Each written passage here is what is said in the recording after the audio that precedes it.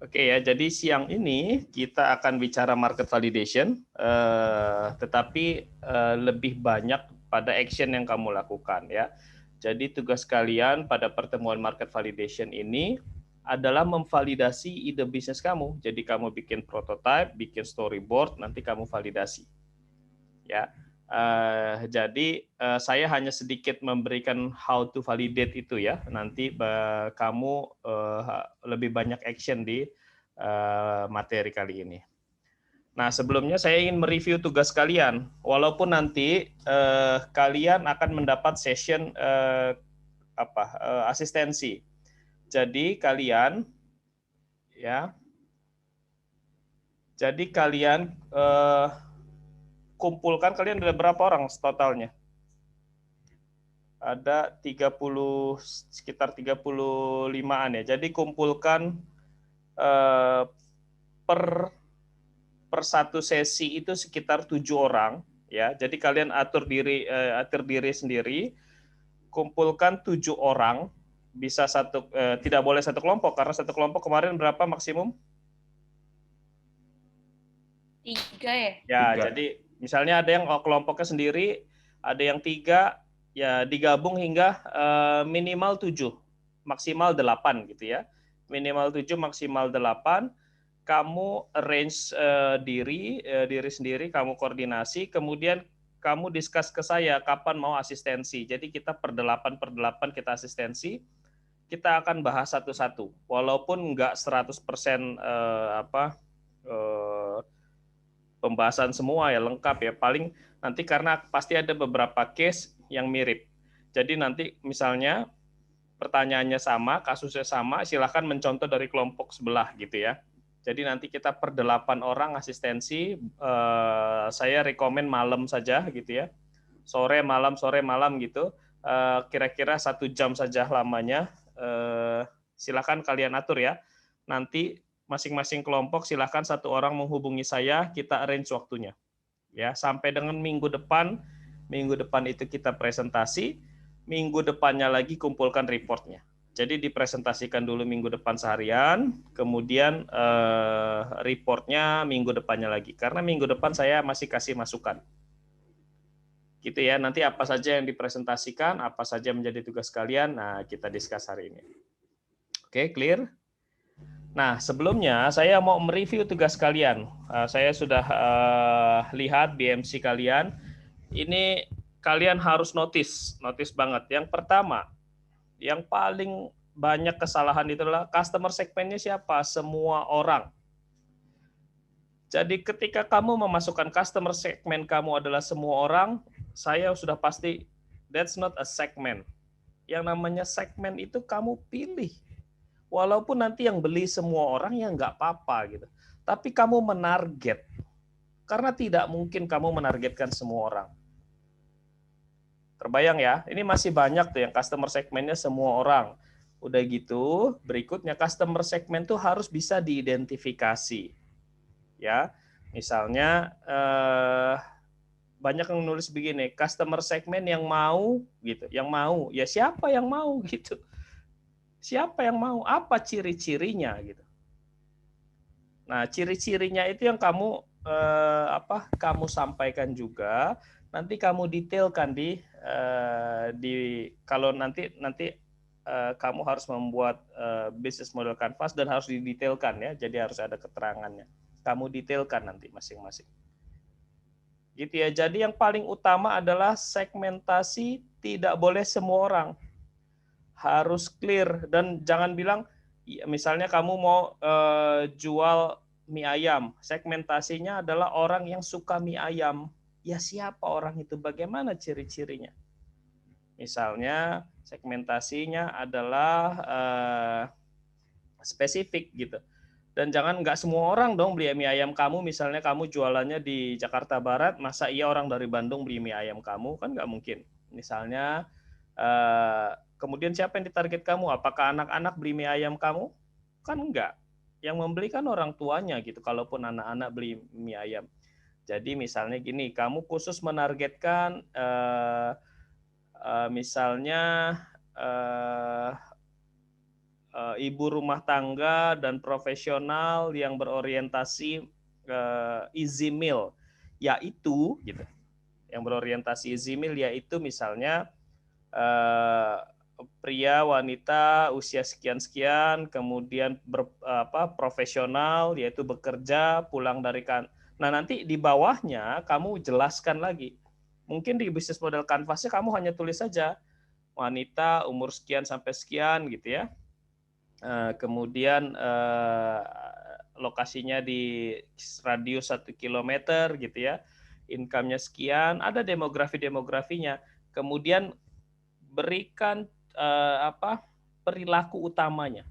Perilaku utamanya itu begini yang kamu target, misalnya yang menginginkan easy meal, yaitu makanan yang enak, mudah misalnya begitu. Jadi kamu mulai jelas gitu. Jangan semua orang, kemudian orang yang suka mie ayam, ya siapa orang suka mie ayam itu gitu. Nah, nanti di bawahnya, atasnya kamu kasih bisnis model kanvas, di bawahnya kamu jelaskan lebih detail. Orangnya itu seperti apa. Ya, jadi kamu ceritakan, kamu personakan orangnya itu. Terbayang ya? Nanti makin jelas setelah kita asistensi seharusnya. Jadi kalian buat, kalian perbaiki lagi, nanti diasistensikan lagi. Bisnis model kanvasnya akan saya lihat kembali. Gitu ya. Nah, yang kedua, yang paling sering salah adalah value proposition atau penawaran. Ya. Value proposition kalian memasukkan fitur. Jangan begitu. Ya, masukkan fitur gini, saya jualan mie ayam, apa saja yang ditawarkan, mie ayam pedas, mie ayam kemudian spesial mie ayam, itu bukan penawaran, itu bukan value. Ya itu bukan value, tapi itu fitur. Fitur itu yang diturunkan dari value. Terbayang ya? Jadi kalau kamu bicara value, kamu cari apa yang paling fundamental yang membedakan mie ayam kamu atau produk kamu dengan yang lain. Kalau kamu bilang mie ayam pedas atau mie ayam pakai bakso gitu ya, semua juga bisa. Tapi yang paling utama yang membedakan kamu dengan yang lain itu apa? Terbayang nggak? Ada pertanyaan dulu nggak sampai sini? Atau masih bingung?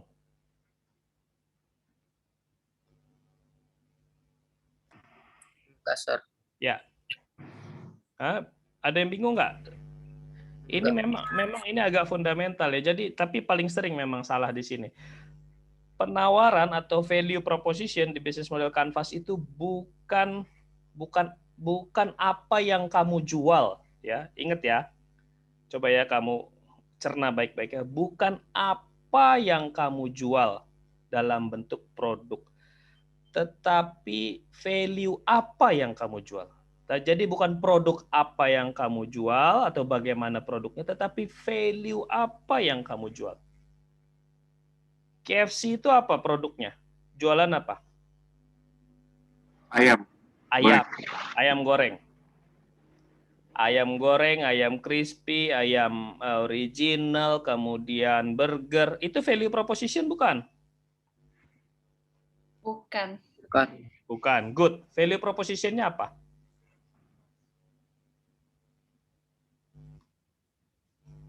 Ayo.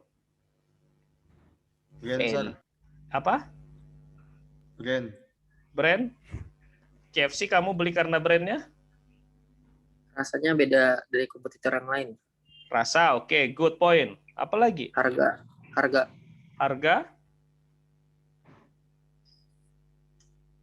Apa ya KFC itu? Menurut saya KFC itu easy meal. Jadi kalau kamu datang instan selesai beres. Itu rasanya terstandar. Kamu sudah familiar dengan itu, rasa enak yang terstandar. Jadi kamu nggak perlu menduga-duga lagi rasanya gimana, nggak perlu udah gitu mudah, ya. Walaupun belakangan KFC menambahkan ada KFC Cafe, ada McD Cafe gitu ya. Tapi utamanya tetap itu. Nah jadi ingat ya, value proposition-nya itu bukan ayam goreng. Ayam goreng itu bukan value proposition. Clear ya? Ada yang masih bingung nggak? Ini saya lihat masih banyak banget yang mengatakan penawarannya atau value proposition yang kalau di bisnis model Canvas itu yang di tengah itu bukan produk. Sekali lagi saya ulangin ya. Bukan produk apa yang kamu jual, tetapi value apa yang kamu jual. Kenapa begitu? Ada yang mau kasih pendapat kenapa kita yang pentingnya value-nya bukan produknya? Karena itu yang akan menjadi apa? Kalau misalnya orang dengar brand kita akan kepikiran satu value itu kayak. Exactly. Very good. Itu yang kita sebut positioning. Ya, jadi kamu harus clear positioning saya apa. Tadi ya, yang top of mind itu namanya. Yang kalau dengar brand, langsung apa yang kepikiran, asosiasinya gitu ya. Kalau misalnya dengar brand Aqua, asosiasinya adalah terstandar, higienis gitu ya, high quality gitu. Nah, kemudian value itu juga benar ini Alana, yang membuat kita tuh berbeda dari yang lain. Kalau kamu mengatakan value proposition-nya atau katakan penawarannya itu adalah mie ayam bakso, nah itu nggak beda dari yang lain. Tapi mie ayam bakso yang bagaimana? Value proposition-nya adalah misalnya makan mie ayam bakso dengan sensasi super pedas. Nah, itu membuat kamu berbeda. What's the difference? Kamu harus bisa membedakan, mendefinisikan apa bedanya kamu dari yang lain. Masih banyak sekali bisnis model yang kamu bangun itu, saya tidak melihat apa istimewanya produk kamu. Kamu bilang cuma jualan sama seperti yang lain gitu. Ya, sekarang mulai digodok lagi ya bisnis modelnya ya. Nanti kita discuss lagi di asistensi. Ya, jadi kamu arrange dengan kelompok-kelompok lain, boleh perorangan, boleh apa, nanti atur waktu sama saya satu orang untuk asistensi. Ya, bisa nggak? Bisa arrange sendiri nggak? Bisa ya. Jadi saya tidak perlu, kan sudah mahasiswa, bisa mengatur dirinya sendiri. Saya nggak perlu involve lah, hanya mengatur, membuat kelompok aja, seharusnya nggak sulit. Ya, begitu. Ada pertanyaan dulu nggak? Saya mau 2 itu aja dulu. Karena yang lain itu easy kalau di bisnis model Canvas. 2 itu aja dulu. Yang kamu dalami 2 itu dulu. Nah, tambahan satu lagi, ketika kamu menganalisis, kamu lebih lebih eksploratif, lebih dalam. Misalnya revenue itu, bayangkan, karena saya mau menggiring kalian itu ke bisnis bisnis saat ini. Misalnya begini, misalnya Tokopedia itu revenue-nya dari mana?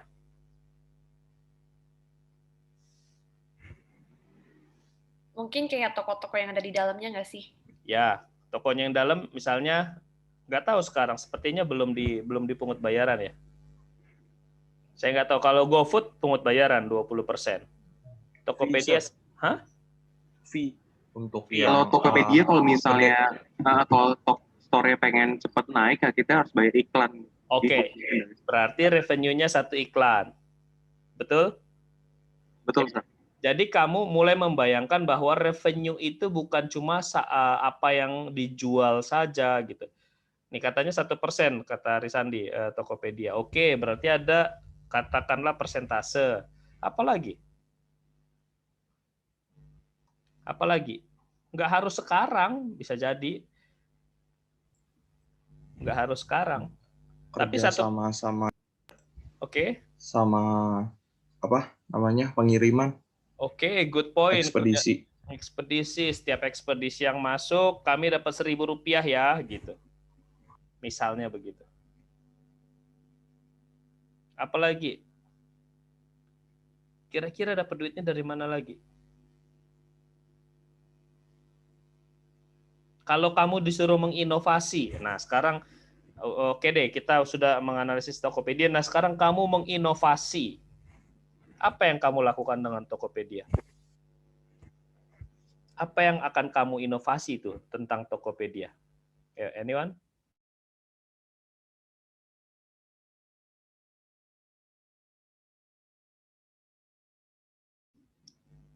Ada yang mau punya ide? Pak, kalau saya yang punya Tokopedia, saya akan lakukan ini, Pak.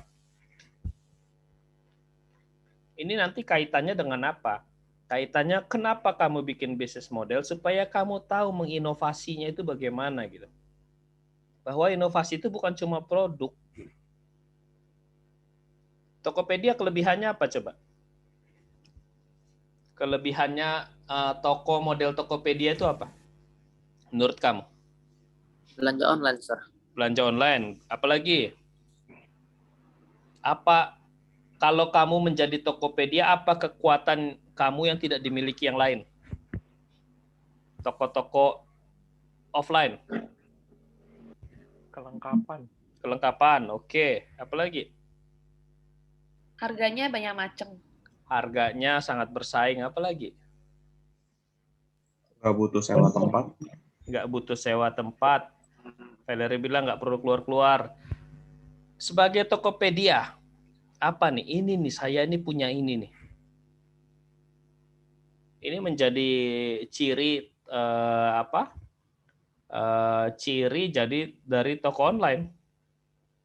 Ini yang paling kuat. Bahkan ada yang bilang, this is the new oil istilahnya itu. Data is the new oil. Tokopedia itu punya berapa juta transaksi? Menurut kamu berharga nggak itu? Super duper super berharga. Ya. Bayangkan kalau Tokopedia mau membuka misalnya fintech untuk kredit. Dia punya 10, misalnya satu hari bisa punya 1 juta transaksi. 1 juta transaksi itu banyak ya, bukan main. Kemudian saya nih misalnya. Saya Jonathan ini mau minjem di fintechnya Tokopedia. Tokopedia saya pinjem ya 10 juta rupiah. Ini fintech nih, Tokopedia membuka fintech. 10 juta rupiah. Terus dari mana dia tahu? Oh, ini dia approve atau tidak dia approve? Kira-kira bagaimana dia tahu?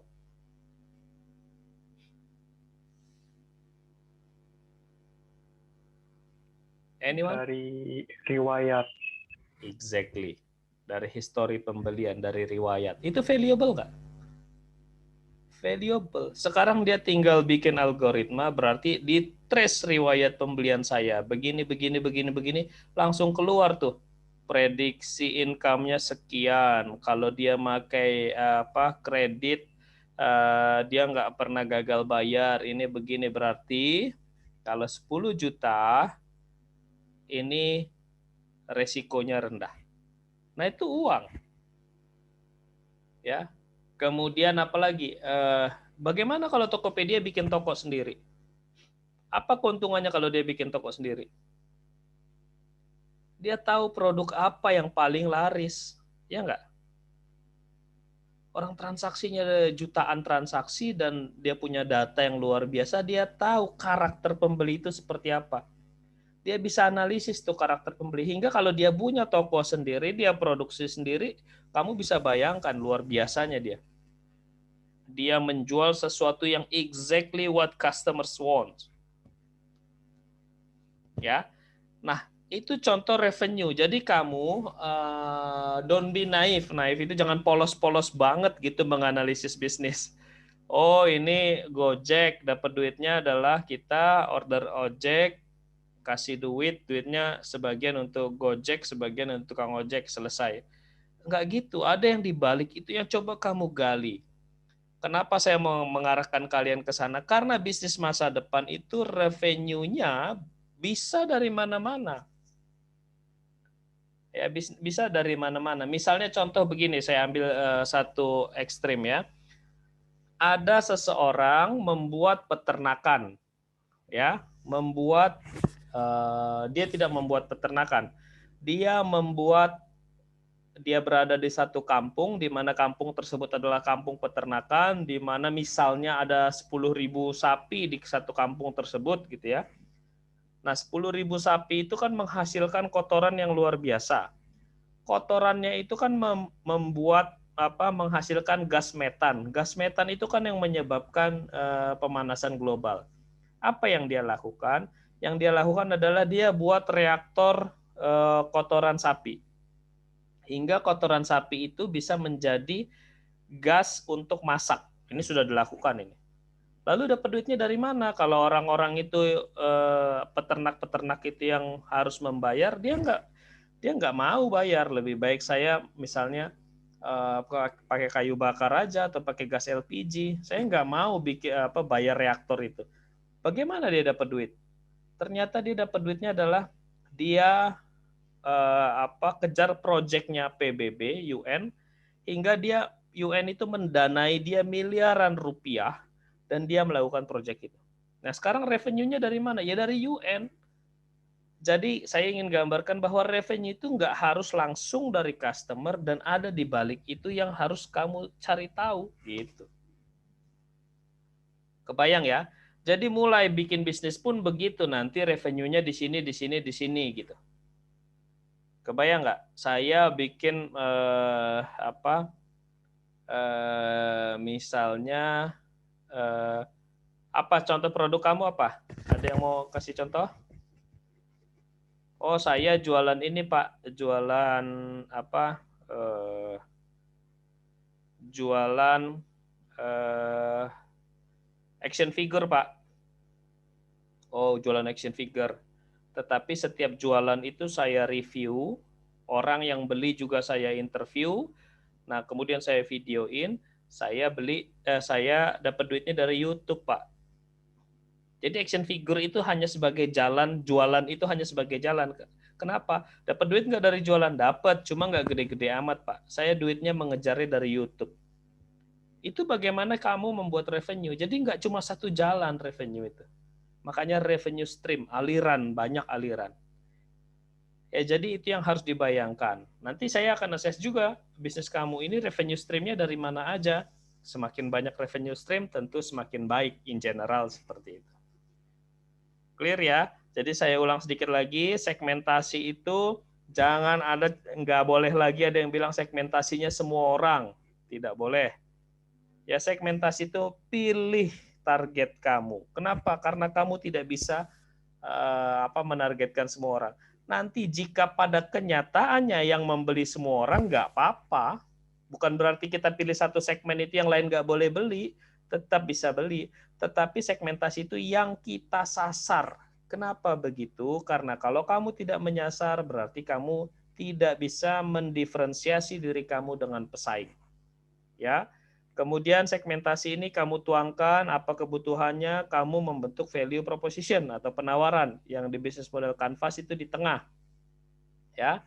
Ingat, bisnis model Canvas itu bukan produk apa yang kamu jual, tetapi value apa yang kamu jual. Saya ulangin ya, bukan produk apa yang kamu jual, tetapi value apa yang kamu jual. Dan apakah value itu cocok dengan customer segmen kamu atau segmentasi kamu. Clear ya?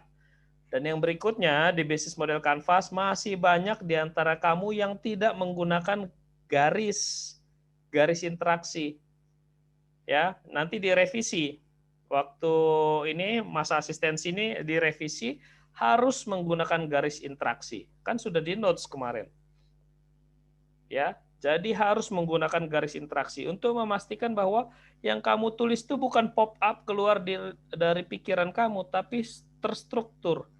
Oh, saya menyasar segmen ini maunya X, hingga X itu saya jadikan value proposition, garis ke X.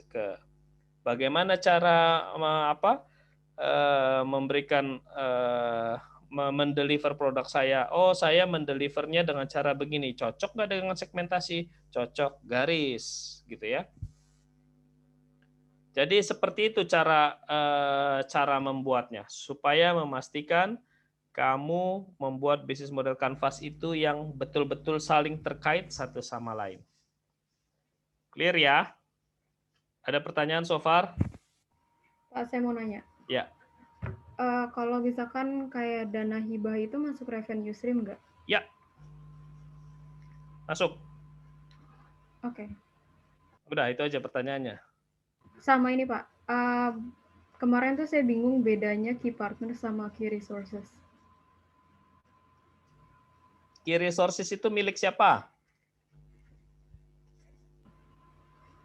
Milik, nggak tahu. Saya Milik bingung Pak, serius. kamu punya bisnis. Key resources itu punya kamu atau punya orang lain?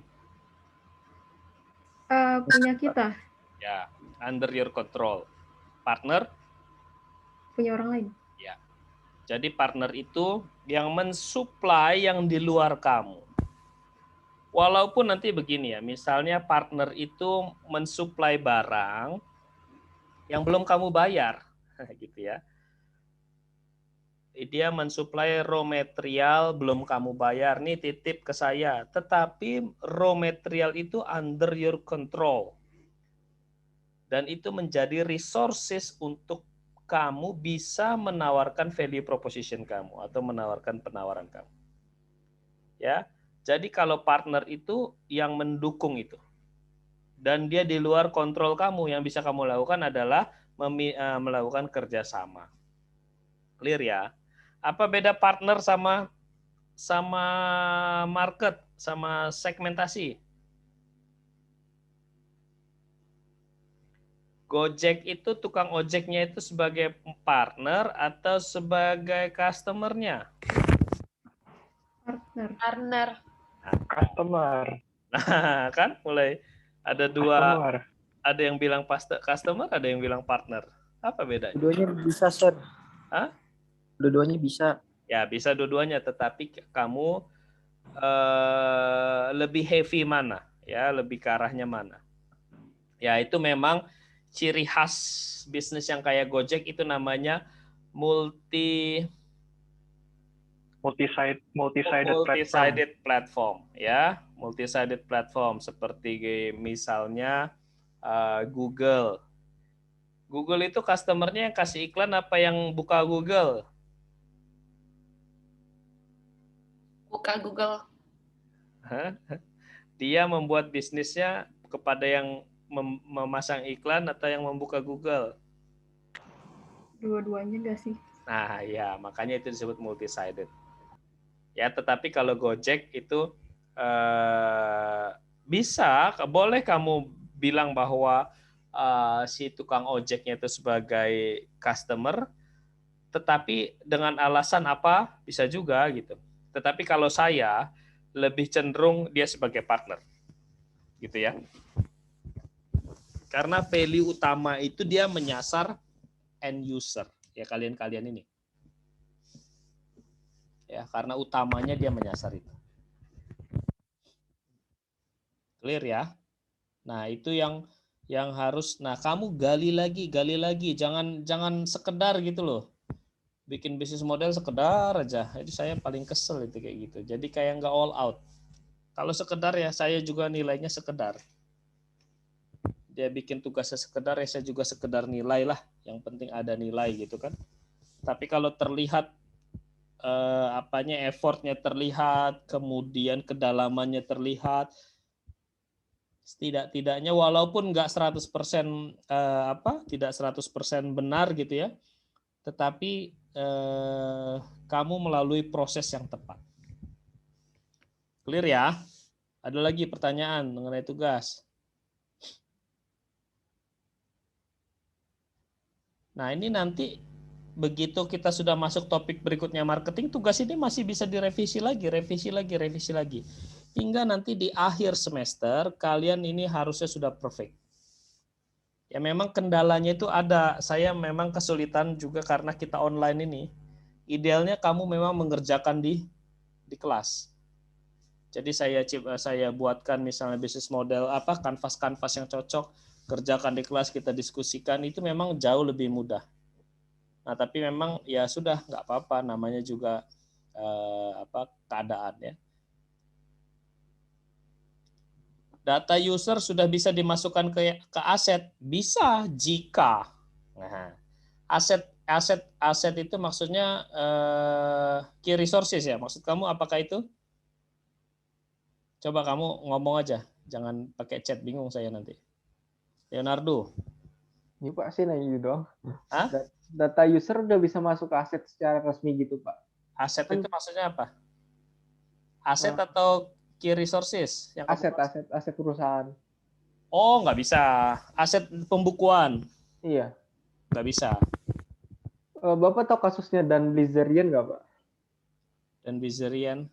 Iya. Apa tuh? Saya kok nggak dengar. Dia masukin followernya ke aset perusahaan. Jumlah followers. No, itu secara akuntansi itu belum diakui. Ya, jadi secara akuntansi itu belum diakui. Ada beberapa yang diakui pun itu juga penuh penilaian ya. Artinya aset itu nggak ada misalnya gini, satu aset disetarakan dengan $0,5 itu nggak bisa.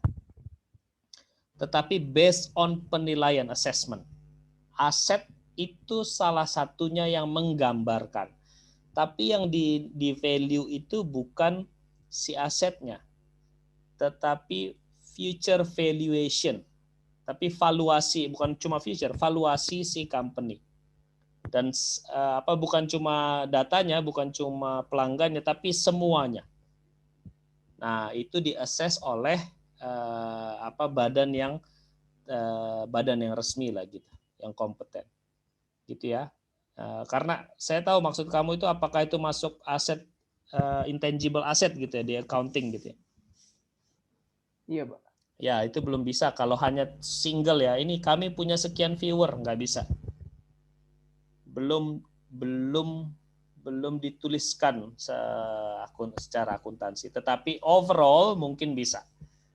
Sebagai market valuation atau company valuation. Gitu ya. Kalau yang kamu sebut tadi siapa itu? Apa kasusnya, kenapa dia? Dia memasukkan itu sebagai aset. Kayaknya dia kayak CEO yang bermasalah gitu, Pak. Ya, Dia makanya. masukin followernya ke aset perusahaan, jumlah followersnya. Terus dia gimana deh? Dia menuangkan dalam bentuk nominalnya seperti apa? Itu dia sih bingung. Soalnya dia dituntut gitu, Pak. Kan perusahaannya yang shareholders gitu. Dia pegang 51% gitu. Oh. Ya, itu nggak bisa kayak gitu, sembarangan itu namanya.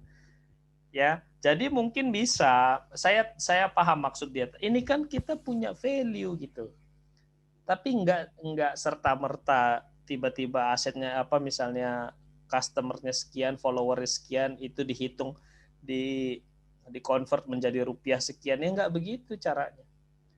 Tapi ada itu secara agregat dilihat sebagai market value atas perusahaan gitu. Jadi perusahaan ini dinilai berapa oleh market gitu. Ya kalau untuk perusahaan IPO sih enak. Market value-nya itu dinilai dari harga saham. Ya kan ada book value, ada market value. Kalian sudah belajar belum finance? Belum ya? Nanti tanya ya sama Bu Kristi ya. Ada book value, ada market value. Book value itu adalah di atas buku, artinya yang tercatat secara akuntansi. Market value itu yang dinilai oleh pasar. Nah, itu bisa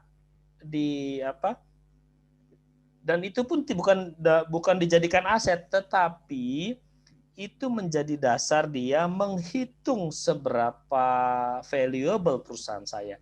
Biasanya itu untuk kalau dia mau menjual sahamnya gitu. Tapi bukan untuk pembukuan diaku sebagai aset yang ngawur.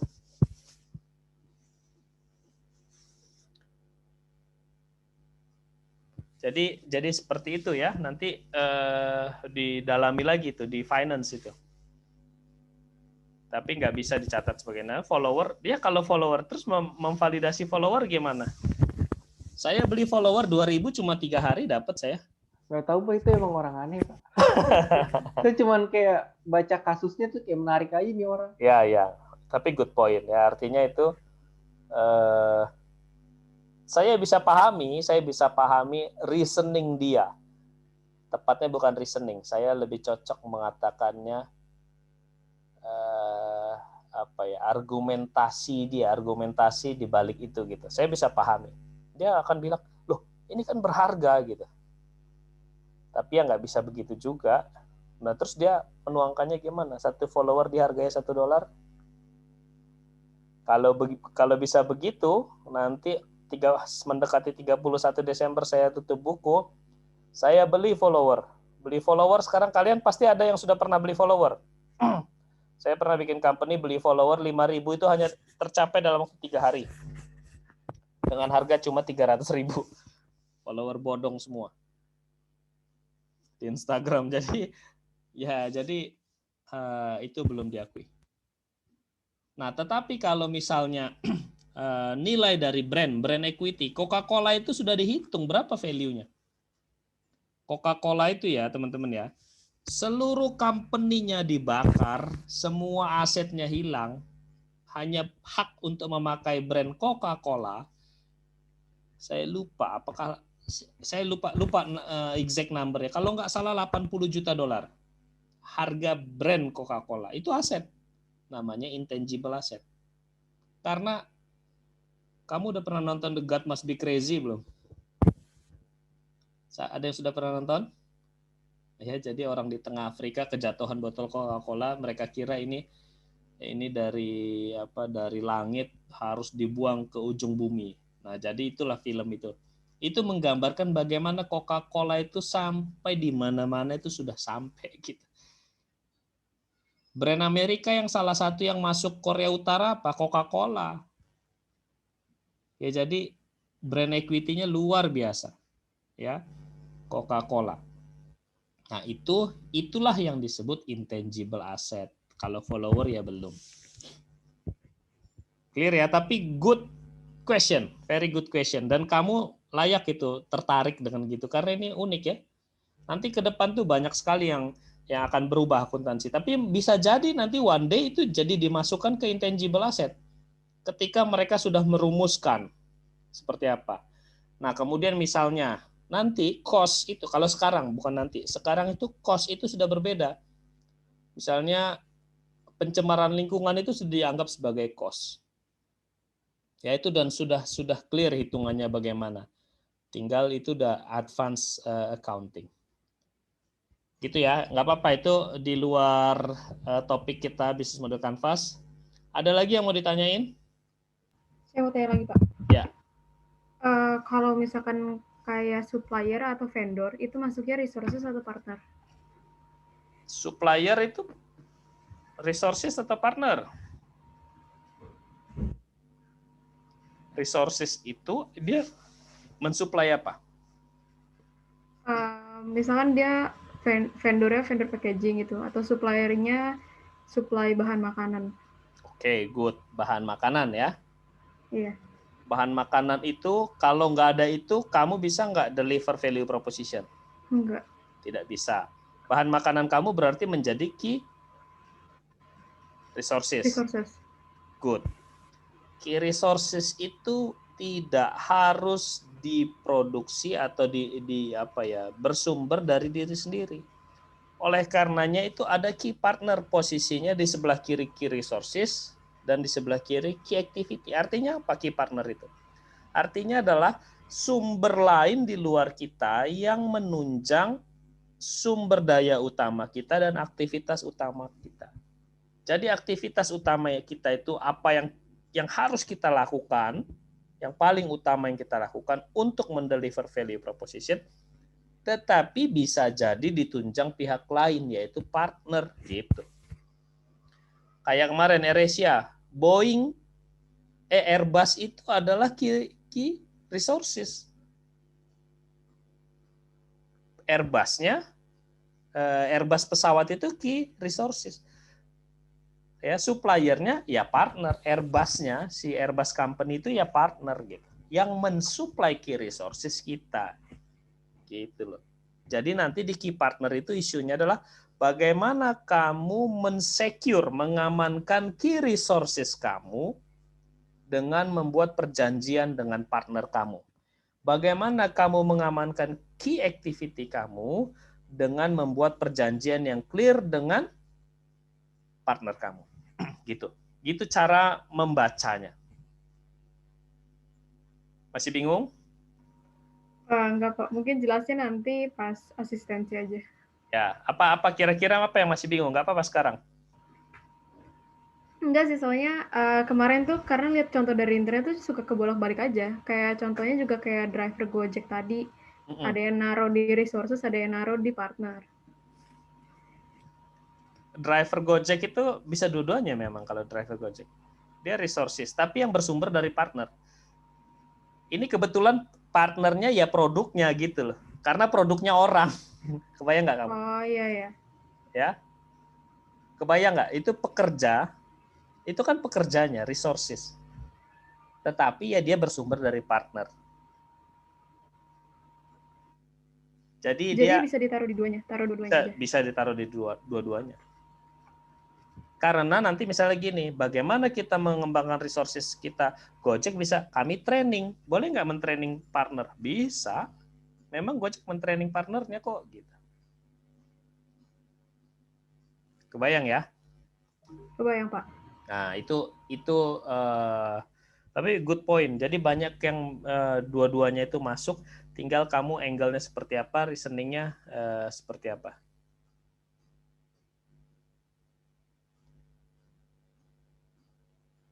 Lina Hung ini siapa nih?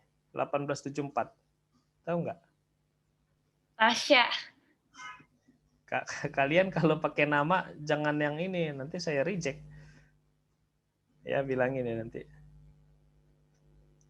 Oke, ada lagi yang lain? Ya, nanti bisnis model kanvasnya disempurnakan lagi ya. Nanti baru kita asistensi.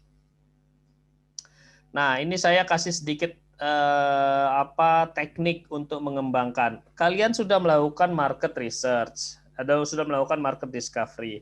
Kamu sudah tanya customer kamu maunya seperti apa, customer kamu kesulitannya apa, yang selama ini terjadi seperti apa, perilakunya seperti apa. Oke? Nah, kamu kan mau menghadirkan produk atau jasa yang berbeda daripada yang lain atau setidak-tidaknya memiliki keunggulan daripada pesaing dan sesuai keinginan customer kamu. Clear ya sampai sini ya. Oleh karenanya, kamu harus menginovasi produk kamu, menginovasi bisnis kamu, menginovasi jasa yang kamu tawarkan. Nah, pertanyaannya bagaimana menginovasi? Nah, ini ada namanya metodenya Scamper. Ini very simple. Very simple. Yaitu sebenarnya Scamper itu adalah inisial dari kata-kata. S itu substitute, C itu combine, E itu adapt, M itu modify, P itu put to another use, I itu eliminate, R itu reverse or rearrange. Nah, bagaimana cara kamu menginovasi? Jadi kalau kamu misalnya ngelihat HP, apa yang bisa saya ganti dari HP ini? Ganti itu tidak harus fisik, bisa juga ganti rasa, ganti apapun. Karena ini hanya sekedar kata-kata yang men-trigger. Intinya bukan di kata-katanya, tapi bagaimana kamu mengubah sesuatu. Ya, jadi yang kamu lakukan sekarang, produk sejenisnya apa, inovasi kamu apa. Ya, misalnya contoh mie ayam, substitute, ganti. Keluhan pelanggan saya, mie ayam itu ada micinnya. Dia nggak mau. Kalau gitu ada nggak yang bisa saya substitute ya? Nah, keluhan pelanggan itu misalnya dia senang mie ayam, tetapi habis makan mie ayam merasa bersalah karena banyak MSG dan lain-lain.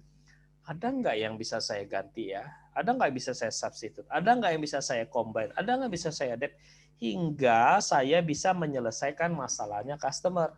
Nah, sekarang kita contoh. S, substitute. Apa yang bisa kita ganti hingga masalah customer bisa terselesaikan? Anyone? Contohnya mie ayam tadi. Ada yang mau kasih ini? Masukan? Atau mau kasih pendapat? Apa yang bisa disubstitute dari mie ayam supaya masalah customer terselesaikan?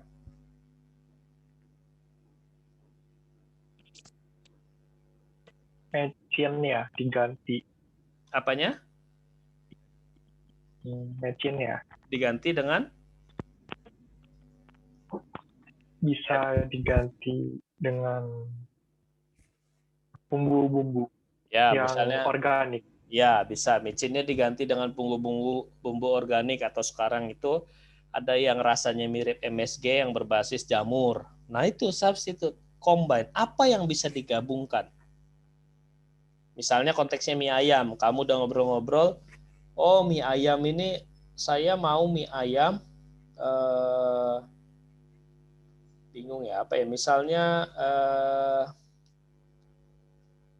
saya mau mie ayam, tetapi misalnya saya pengen juga pakai mie ayam tapi nggak cuma pakai bakso aja, ada menu lain gitu. Nah, itu cara berpikir menginovasi, apa ya yang bisa saya combine supaya masalah tersebut teratasi? Apa yang bisa saya adaptasi? Adaptasi itu begini. Adaptasi itu menggunakan skema di luar mie ayam, kalau konteksnya mie ayam, kepada mie ayam. Misalnya begini, oh dalam produksi kalau jualan misalnya bakso itu dia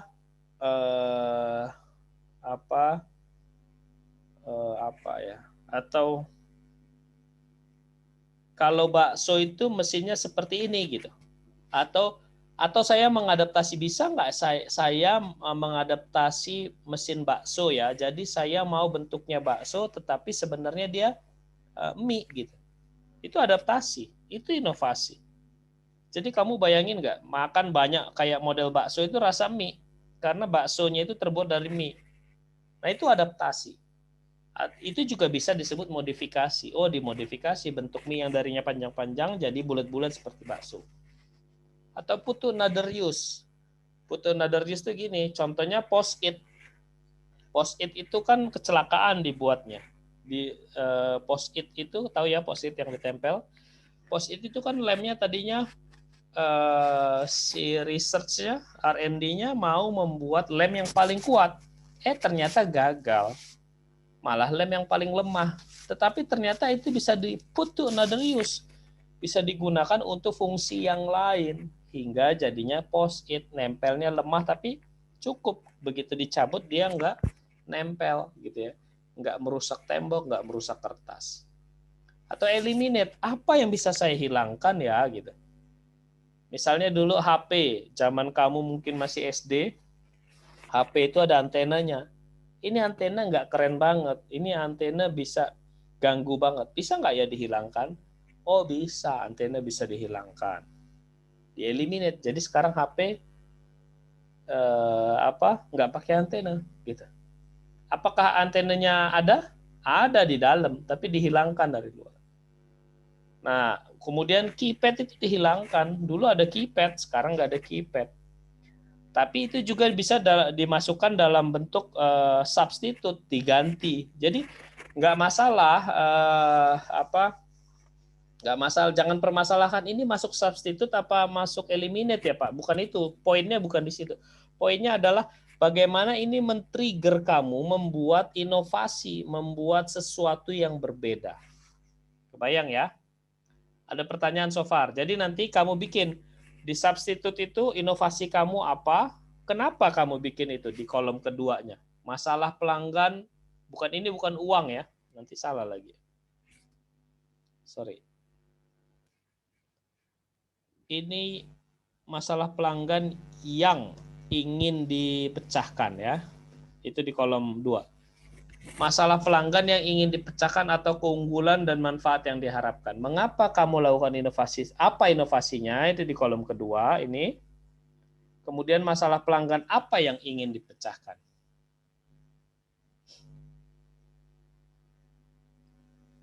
Ini contohnya mie ayam banyak ngerespon nih langsung.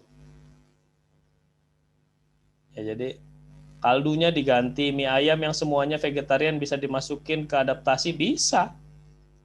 Bisa. Mengadaptasi apa? Jadi saya itu tidak mementingkan ini tuh sebagai trigger. Memicu saja. Jadi kamu masukin poin. Intinya apa inovasinya itu? Apa masalah yang dijawab?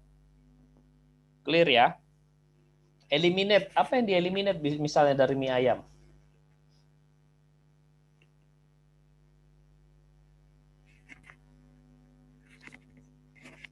Apa yang bisa disubstitut dari mie ayam? Oh, Pak, mie ayam itu selama ini pakai misalnya, oh, masalahnya mie ayam itu tidak bisa pakai ini, Pak, nggak bisa pakai dibawa kemana-mana karena sulit, harus ada kuah dan sebagainya. Nah, bisa nggak, Pak, dibuat mie ayam yang model Indomie gitu, Pak, gitu misalnya. Jadi kita ganti, kita substitute, kita buat mie ayam dengan packaging yang sudah siap untuk masuk ke microwave gitu. Tuangkan air, masuk microwave, jadi deh mie ayam. Jadi dia bisa mie ayam instan. Nah, itu substitute. Atau itu juga bisa dianggap sebagai adaptasi atau modifikasi, bisa juga gitu. Ya, jadi seperti itu. Misalnya eliminate apa eliminate? Oh, Nutrisari itu masalahnya pelanggan adalah kalau bentuk sirup nggak easy, gitu. Nggak mudah dibawa-bawa karena bawa airnya juga. Bisa nggak ya? Airnya dihilangkan? Oh, bisa. Jadikan Nutrisari bubuk. Coca-Cola bisa nggak ya dijadikan bubuk? Nah, mulai mikirkan gitu. Kopi udah ada, kopi bubuk. Teh udah ada, teh bubuk. Apalagi ya, gitu. Nah, produk kamu juga begitu. Saya mau jualan minuman, misalnya boba, Pak. Bisa nggak ya bobanya dijadikan bubuk, tapi ntar yang bobanya tetap ada. Bisa nggak ya gitu? Dibuatnya jadi instan. Nah, itu cara-cara kamu menginovasi produk ya, dipicu oleh scamper. Ya. Tetapi kamu inovasi itu ada tujuannya menyelesaikan masalah pelanggan. Ada pertanyaan so far?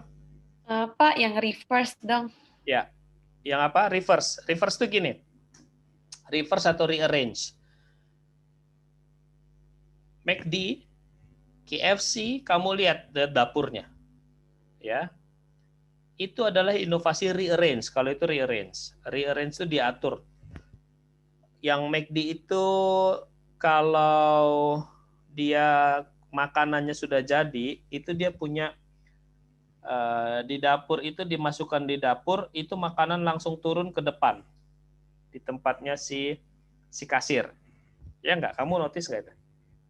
McD kemudian Burger King itu modelnya begitu. Notice nggak? Itu rearrange. Iya, Pak. Ya. Jadi semua itu semua udah diatur itu gerakannya. Jadi supaya cepat. Nanti taruh sendok harus di sini, taruh sedotan harus di sini, taruh cup harus di sini gitu. Nah, kemudian misalnya taruh minyak harus di sini, taruh exhaust-nya harus di sini, itu rearrange, diatur semua. Karena kalau tidak diatur, dia efisiensinya rendah. Kalau reverse itu berpikirnya bisa dibalik.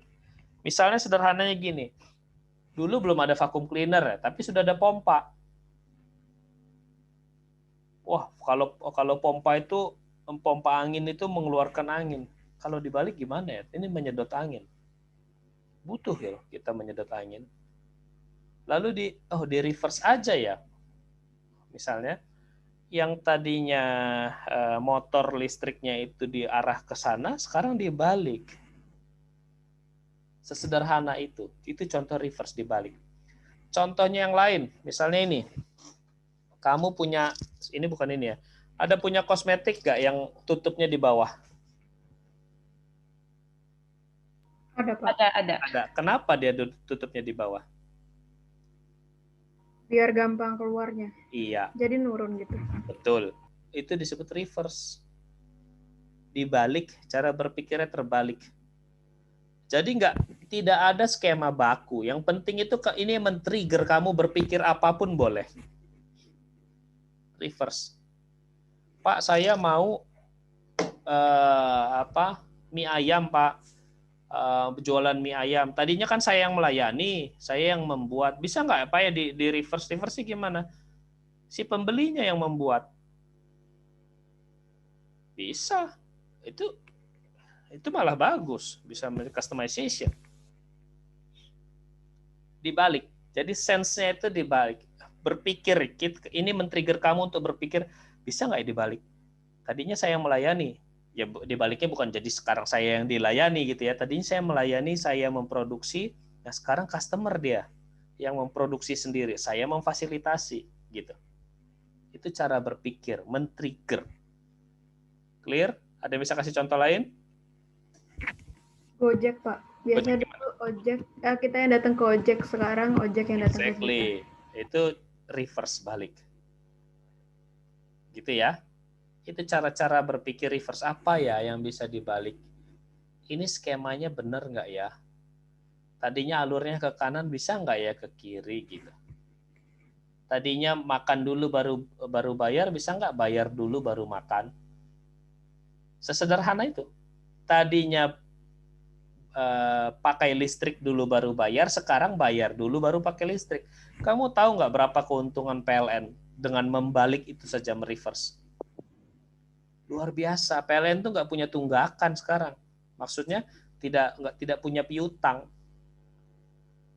Tidak ada lagi, bukan tidak ada lagi, sangat menurun customer atau pelanggan PLN yang utang ke PLN berjuta-juta, rugi dong PLN. Kenapa? Karena sekarang customer bayar dulu baru dia pakai deposit. Keuntungan PLN yang lain apa? Dia bayarnya 1 juta misalnya, saya ambil ekstrim. Dia pakai untuk 2 bulan. Padahal kan yang hari pertama dia pakai itu cuma 10.000. 1.990.000-nya itu kan dia deposit ke PLN. Bunganya deposit itu berapa? Apakah kamu pernah deposit kamu berbunga di PLN? Tidak. Itu menjadi revenue-nya PLN. Hanya dengan membalik. Bayar dulu baru pakai. Clear ya? Apalagi? Nah, itu cara-cara berpikir, itu trigger-trigger berpikir. Nah, nanti produk kamu, jasa yang kamu tawarkan, bisnis yang kamu lakukan harus ada inovasinya, harus ada diferensiasinya, tidak boleh hadir dengan sama ke market. Ada yang mau share apa produknya? Ada yang mau share? Lumayan loh sebenarnya kalau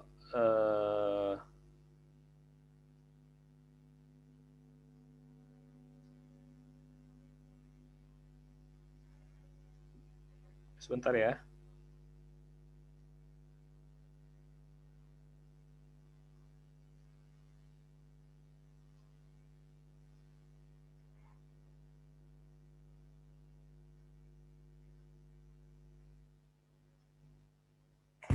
Oke. Ada yang mau share idenya?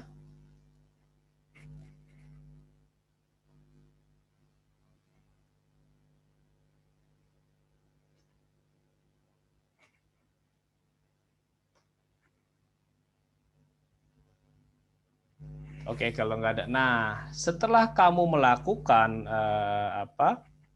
setelah kamu membuat inovasi, yang harus kamu lakukan adalah kamu tuangkan kepada storyboard. Apa itu storyboard? Ada yang tahu? Gambaran prosesnya nggak sih? Iya, gambaran proses. Gambaran bukan proses, gambaran suasananya. Ya betul, proses, tapi lebih kepada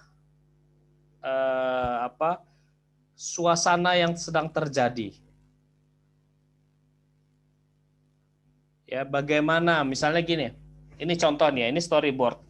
Ini ada si Budi, dia lagi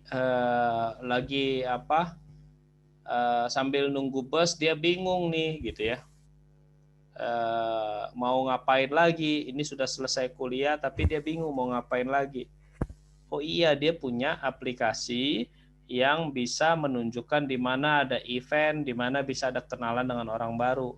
Kemudian dia akseslah aplikasinya. Dia lihat di situ ada new event untuk today. Apa saja eventnya untuk hari ini? Oh, dia lihat. Kemudian dilihat mapnya. Oh, ternyata nggak jauh dari saya. Oke deh, kalau gitu saya ke sana. Misalnya ini event for public. Ini aplikasinya misalnya event for public. Nah, kalian buat ini. Gambarnya nggak bagus juga nggak apa-apa. Sebentar ya. Gambarnya nggak bagus juga nggak apa-apa. Jadi yang penting itu prosesnya itu mampu menjelaskan.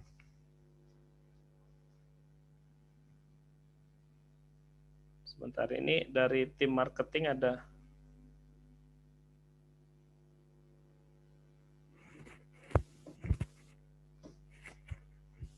Ya, jadi yang penting gambar kamu itu mampu menjelaskan apa sih sebenarnya bisnis kamu ini, apa sih sebenarnya produk yang sedang kamu buat ini, gitu ya. Apa sih sebenarnya yang kamu tawarkan ini? Bagaimana sih storyboardnya? Story itu artinya situasi di mana orang menggunakannya. Jadi orang langsung ngeh kalau begini. Ya, oh jadi memang ini untuk orang-orang yang lagi bosen sendirian, pengen cari teman, kemudian cari event gitu. Langsung terbayang kan, kamu aplikasinya seperti apa gitu. Nah, itu yang harus kamu lakukan. Bisa dalam bentuk storyboard atau dalam bentuk prototype begini. Nanti produknya seperti ini. Misalnya bikin tas, ini bahannya dikasih. Ini bahannya dari jenis ini, jadi tahan air. Di dalam ini ada kantongnya ini ada busanya gitu. Boleh, itu prototype.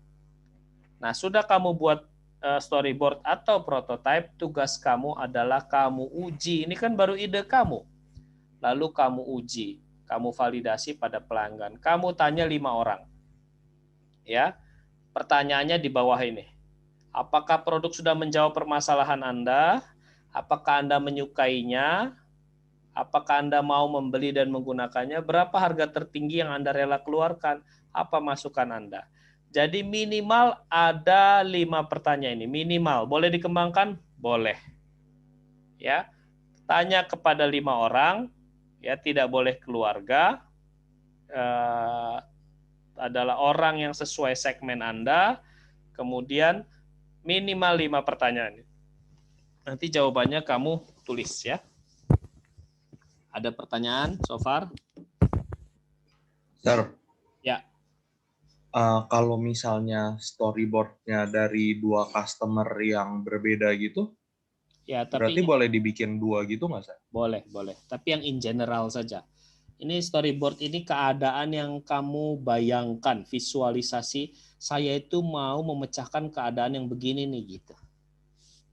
Bukan harus dari customer, nggak harus dari customer, tapi situasi yang kamu bayangkan yang ingin kamu pecahkan.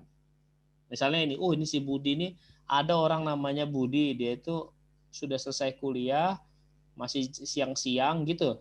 Cara membacanya gitu, masih siang-siang, dia udah mau pulang nih. Tapi dia masih males ke rumah nih.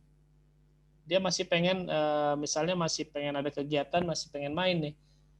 Gimana ya caranya menyelesaikan masalah ini? Oh, kita kasih aplikasi ini. Nanti prosesnya seperti ini. Siang-siang, selesai kuliah, dia buka aplikasinya, dia cari event untuk hari ini. Kemudian dicari yang di terdekat karena ada mapnya. Kemudian dia datang ke event itu dan dia bisa ketemu teman-temannya gitu. Kebayang ya?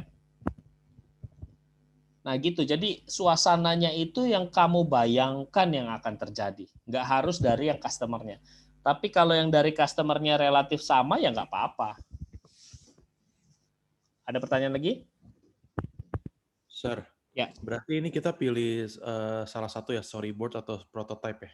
Ya, boleh dua-duanya. Kalau mau dua-duanya juga boleh. Extra effort always dihargai.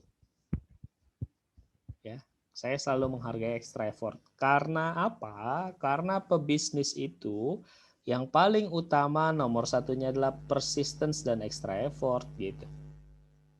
Saya nggak percaya yang namanya smart work. Ya saya percaya itu adalah hard work baru smart work. Kerja cerdas itu setelah kerja keras. Ya tidak ada kerja cerdas duluan langsung sukses, nggak ada. Orang kerja cerdas itu setelah dia kerja keras baru sukses. Kalau ada yang bilang kita harus kerja cerdas, kerjanya bangun jam 9 siang aja nggak apa-apa, yang penting kerja cerdas, omong kosong itu, nggak ada itu kayak gitu. Nah, oleh karenanya saya sekarang tuh sangat menghargai kerja keras kalian supaya kalian terbiasa kerja keras. Orang kalau saya minta bikin 1, kalian bikin 3, ya ada dong apresiasinya selalu ada dong. Karena itu yang ingin kami bentuk, itu yang ingin dibentuk oleh prodi. Kalian menjadi pekerja keras hingga kemungkinan kalian menciptakan bisnis itu jauh lebih tinggi. Gitu ya. Saya juga begitu. Saya tuh sangat terbiasa sekarang kerja mulai dari jam 4 pagi. Ya, tapi saya menghindari tidur malam, menghindari kerja sampai malam banget. Paling jam 2 sudah selesai. Kalau mau nggak mau saya nyelesain, atau saya harus, kadang-kadang ada materi yang saya lupa gitu, misalnya ngajar ya, saya pelajari sampai jam 2 juga nggak apa-apa gitu. Atau saya sedang mendevelop startup gitu, nggak apa-apa. Jadi kerja keras. Nah, oleh karenanya saya sangat menghargai kerja keras kalian. Itu ya essence dari saya bicara itu ya. Jadi kalian nggak perlu nanya, Pak, minimal berapa? Nah, saya paling nggak suka tuh ngomong minimal itu. Jadi jangan minimal. Ya, kalian kalau minimal nanti jadi sama seperti yang lain. Nah, oke ya, ada pertanyaan lagi?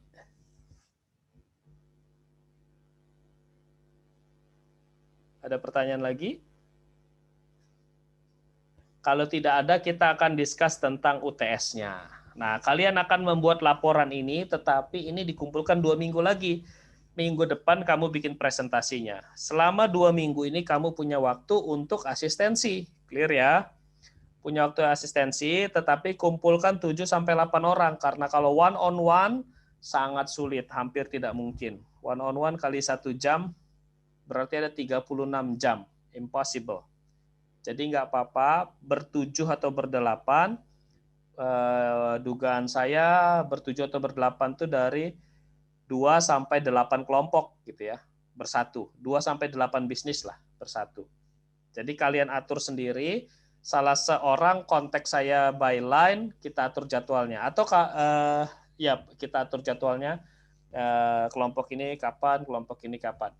Kenapa boleh rame-rame? Karena case-nya biasanya mirip-mirip dan bisa saling belajar.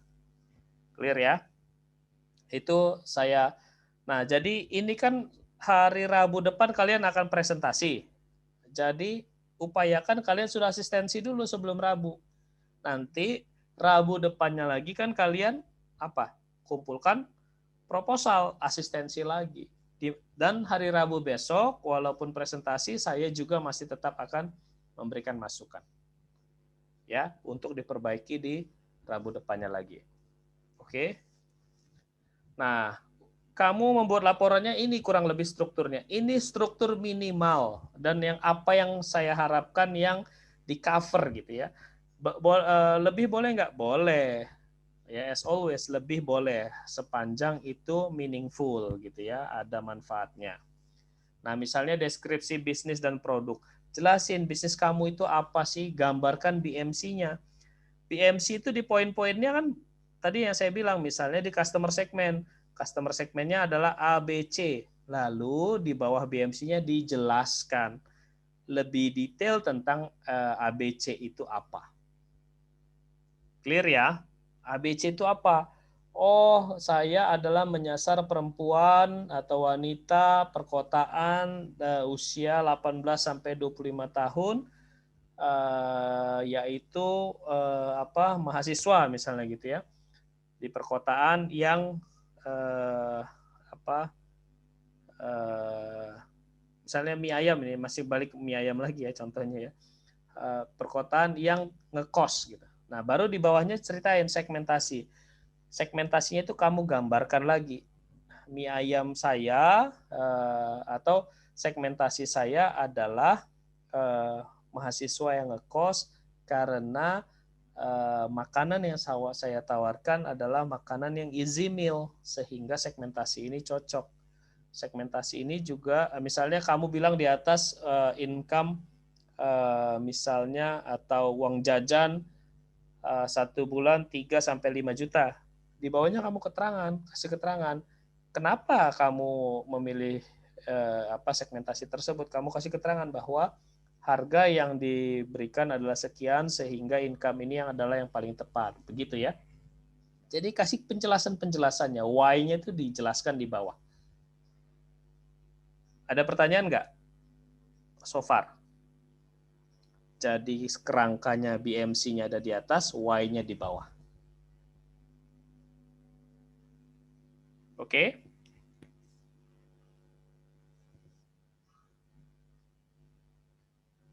Aman, Alana aman. Oke. Nah, lalu segmentasi. Jelaskan siapa segmentasinya, mengapa memilih segmentasi tersebut. Mengapa itu termasuk dijelaskan, ini kenapa sih segmentasi ini menjanjikan? Kamu bilang, segmentasi ini menjanjikan kenapa? Oh, karena yang ada sekarang itu di sini dan di sini, yang di tengah belum ada, Pak. Gitu. Atau yang ada di atas semua, yang di tengah nggak ada. Sama seperti kemarin, contohnya kopi kenangan. Yang ada itu kopi saset atau Starbucks. Yang di tengah nggak ada. Saya memilih segmentasi ini karena gitu. Ini belum ada yang melayani. Relevan dengan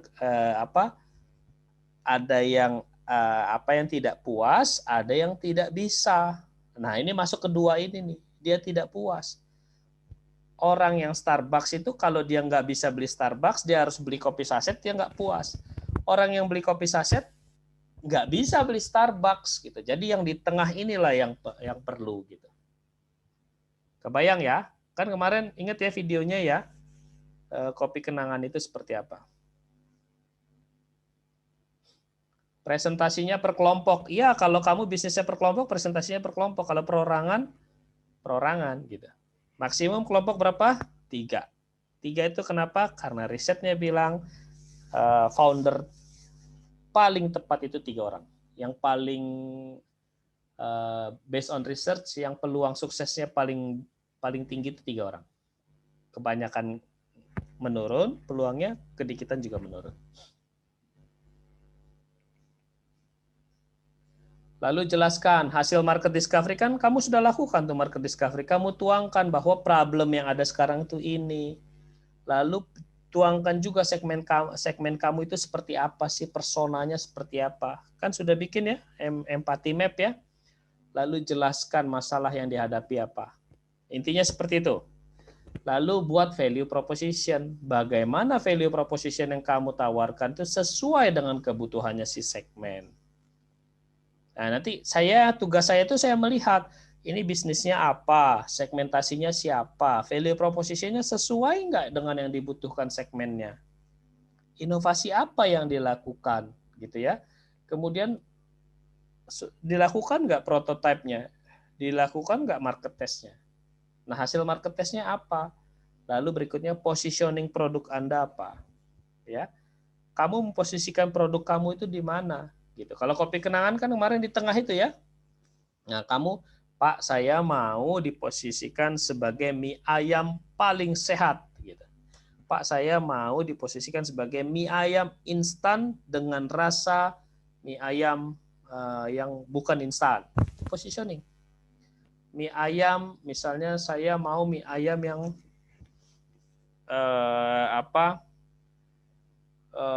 bukan cuma sehat, tetapi sebagai mengandung gizi dan suplemen yang luar biasa, karena saya membuat mie ayamnya dari daun kelor misalnya.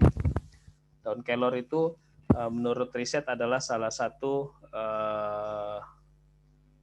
suplemen yang bisa dibilang superfood gitu ya, karena gizinya luar biasa hebat. Clear ya? Nah, ini penilaian saya. Yang akan saya nilai adalah usaha dan kerja keras, kemampuan merumuskan customer segment, kemampuan merumuskan customer's problem, kemampuan melakukan inovasi produk, skill kamu, aspek bisnis, dan kemampuan menyampaikan dalam format presentasi dan laporan. laporannya bentuknya bukan laporan yang biasa. Maksudnya, kebayang nggak kamu judulnya begini? Laporan misal ya, laporan pembentukan bisnis A disusun oleh ini Podomoro University, kemudian program studi entrepreneurship 2021. Itu boring gitu. Saya nggak suka yang gitu. Bentuknya harus seperti business look, ya. Kamu bayangin laporan-laporannya, misalnya nanti kamu browsing laporannya, reportnya Unilever itu seperti apa sih, gitu. Enak dibacanya. Nah, terbayang ya, sudah mulai pusing, sudah mulai stres ngerjainnya.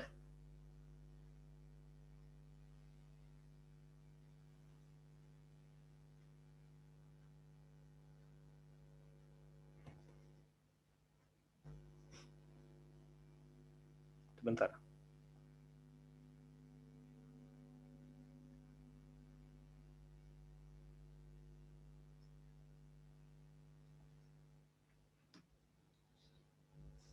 Ya, ini udah apa? Udah stres. Udah stres. Nggak apa-apa, pebisnis harus stres. Masa nggak stres jadi sukses? Mana ada orang nggak stres sukses? Kecuali dari sudah tinggal melanjutkan ya. Bikin pakai Canva boleh? Boleh. Nanti juga dikumpulnya PDF. Ya, jangan jadi stres itu nggak apa-apa, mumpung muda. Yang penting jangan jadi sakit. Ada pertanyaan? Sir, jadi laporan ini kan misalnya kan kita per tim bertiga, jadi bertiga kumpulnya sama kan? Ya. Ya, tapi saya tentu berharap yang bertiga itu harusnya lebih ya effortnya, karena dia 3 resources. Kebayang ya? Oke, dan saya berharap ini inline ya. Kalian sudah marketing management sampai mana sekarang topiknya?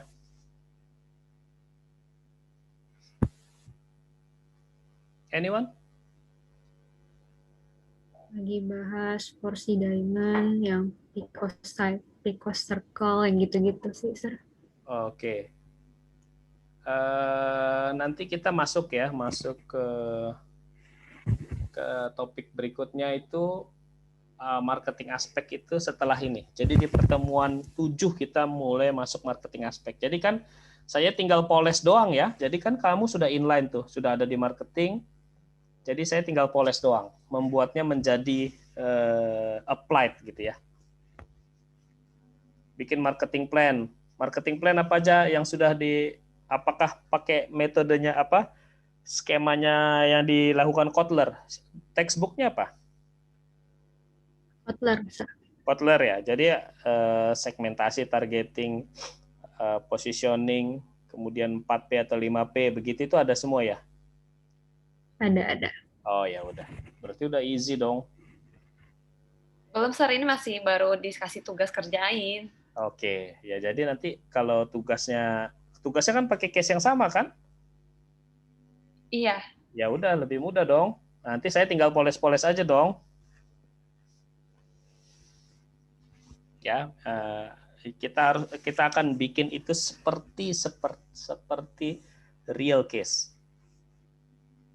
Kamu tahu nggak berapa harga kalau bikin plan, marketing plan sebagai konsultan?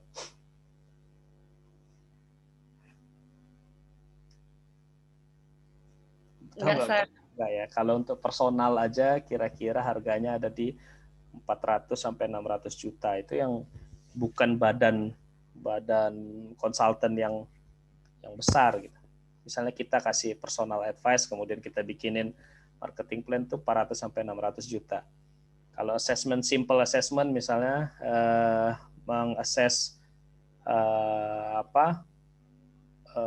website, kemudian membuatkan plan untuk itu, membuatkan strategi, ya 100 jutaan.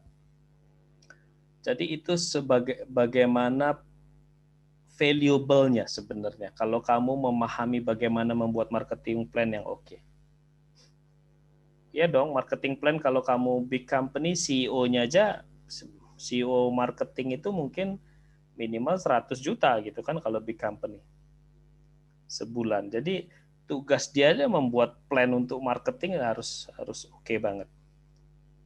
Ya, jadi itu super valuable sebenarnya marketing plan itu, asal kamu bisa melakukannya dengan baik. Dan yang akan kita lakukan itu adalah nanti seberkualitas mungkin yang bisa kita lakukan. Ya, jadi nggak asal-asal. Clear ya? Supaya nanti kalau kamu di dunia kerja atau kamu membuat bisnis sendiri, kamu juga bisa actionnya itu udah beneran gitu loh. Jangan masih ngebleng banget gitu. Ada pertanyaan? Pak, mau nanya dong. Maaf, Ya. tadi wifi saya sempat mati. Jadi itu yang scamper dan dua lainnya itu, yang storyboard sama prototype itu masuk tugas atau Ya, gimana? tugas. Itu masuk tugas. Oh, jadi kita bikin itu juga sama laporan sama presentasi buat UTS. Iya, banyak ya.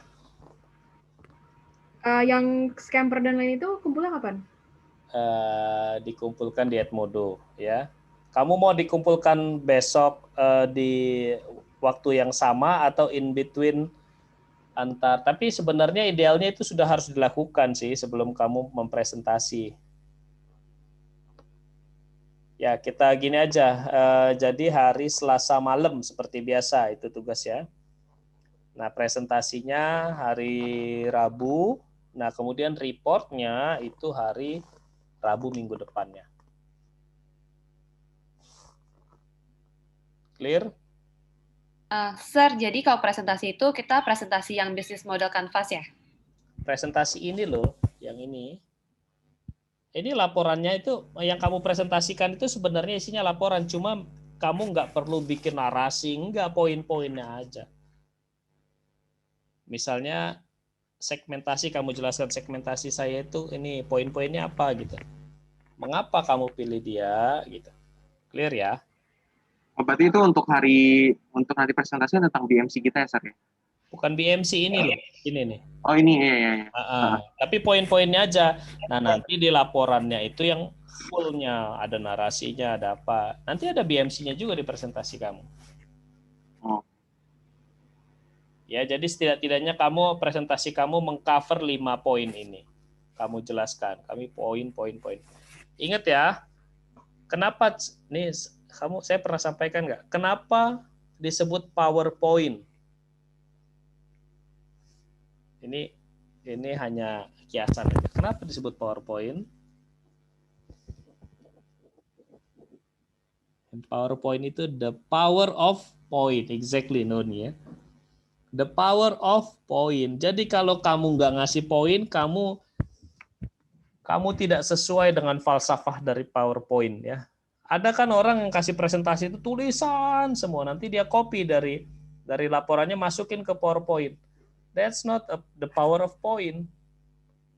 Dan kamu berharap yang audiens kamu membaca semua, enak banget kamu. Ya, saya nggak mau baca itu semua. Terlalu capek. Jadi saya mau poinnya, kamu jelaskan poinnya apa. Nah, satu lagi. Presentasinya maksimum 5 menit. 30, 150 menit. Plus ini plus itu ya oke lah. 5 menit maksimum ya. Jadi kamu harus sudah ready. Oke? Nanti kita urut absen aja ya. Kamu ada nggak absennya? Desain gitu-gitu bebas Enji ya. Nanti sesuai absen. Kamu tahu nggak absennya? Urut-urutan absen. Nanti saya fotoin deh dari ini. Dari apa portal ya, desain bebas. Jadi saya memberikan kebebasan seluas-luasnya untuk creativity. Ingat, entrepreneurial mindset itu, creativity and innovation itu poin penting. Ada lagi?